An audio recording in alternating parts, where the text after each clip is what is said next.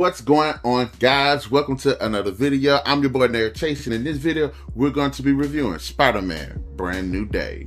This film is a 2026 superhero film directed by Destin Daniel Cretton, starring Tom Holland, Zendaya, Sadie Sink, Batalon, Jon Bernthal, Florence Pugh, and Tramell Tillman. The story follows Peter Parker, who remains dedicated to protecting New York City while developing new superhero powers and facing off against a new telepathic threat. I gotta say, I actually like this film. All of the praises this film gets, it's well warranted, especially in terms of the characters and the story, as well as the presentation. First of all, the performances are just really good. Tom Holland definitely brings his A game as Peter Parker. He's great, he's likable, he's relatable, he's great with the physical aspect of the character, and you just generally root for this man throughout the entire film. You feel the sense of loneliness that the job does bring and the sacrifices that he does have to make in order to save people, protect New York City. And I like the fact that there is this really good relationship that he does have with, like, not only just the citizens themselves, but like the police force as well. So in a way, it makes Peter Parker feel very lonely, but not Spider-Man. Everyone in the supporting cast bring that A game as well. I've always thought Zendaya was good as MJ, but I particularly think she's better in this incarnation. Although I will say they have good chemistry throughout the film. I do like Jon Bernthal as the Punisher, and I think he does give a bit of grit to the film, and I do like that there's a bit of mirroring going on between him and Peter in terms of their lifestyles, and I like the way the story does address that. I also like the Florence Pugh makes an appearance in the film. Love Florence Pugh. Definitely one of the Hollywood sweethearts in my eye. Tramell Tillman, I think he was actually really good. But I gotta say, the really good standout to me was Sadie Sink. I thought she did a really good job. I really enjoyed her performance as Jean Grey, surprisingly enough.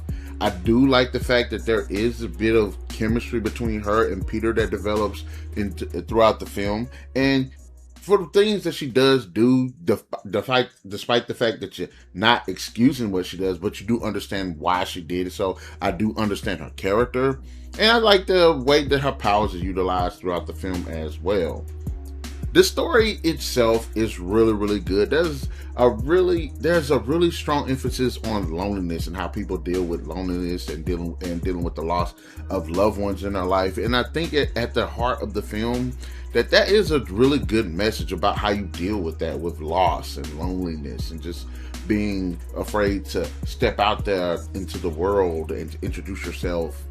And speaking of really good, there is this interesting storyline in this movie where Spider-Man's powers is evolving, and he's afraid that he's becoming a monster as a result of it. And the way he handles it and how he learns to deal with it and contend with it, I think it done in a really well-developed way. I was actually hoping it was going to go into a very extreme direction, but I'm glad it didn't, because it made him grow as a character and as a person. Visually, this is just a great looking film.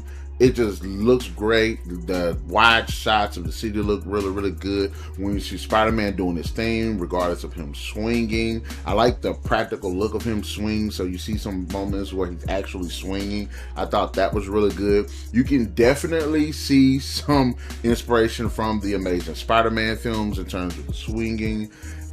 The costume designs look really good. A lot of the character designs look really good. I was really surprised at the Scorpion design, because special effects just look absolutely great.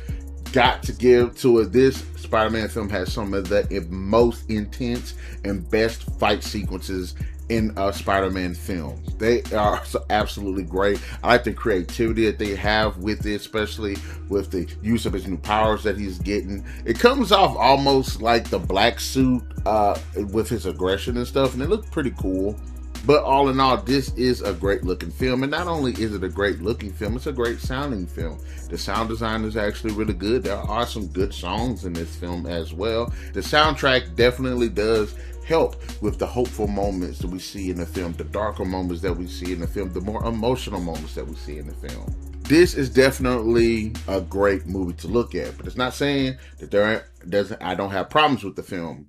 One of the issues that I do have with the film is the story of Peter missing Ned and MJ, and not because it's an understandable feeling that he's dealing with throughout the film. The problem I kind of have with it is there was a sacrifice that was made, and it does feel like that sacrifice is basically useless now. And it's not to say that he shouldn't feel that way about these characters, he shouldn't feel lonely at times, but I felt like this was a perfect opportunity to introduce new characters. It's like saying if we have an Avengers film, some of the characters leave and get killed off, and instead of recruiting new characters, we keep harping on the old characters. Even though we miss those characters, we develop a relationship with those characters. I was hoping that Felicia Hardy would make an appearance. I was hoping that either Ed and Brock would make an appearance. I was hoping that potentially Gwen Stacy would make an appearance, and there is a woman that does get introduced, but we never see her again. So I felt like that was a really big missed opportunity to introduce a new character into the lore. I do feel like Peter Parker is portrayed as super intelligent.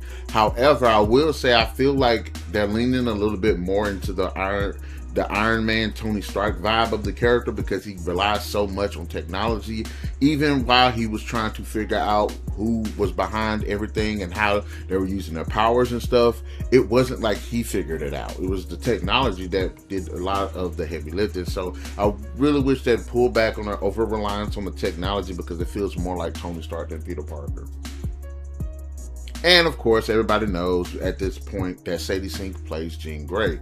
Now, the thing about bringing Jean Grey into a Spider-Man film and showing how powerful she can be in the film, it kind of makes you feel like, of all the characters that they could have put there, why Jean Grey? And if you said, hey, that's for introducing the X-Men, I understand, but there was a better way to do that.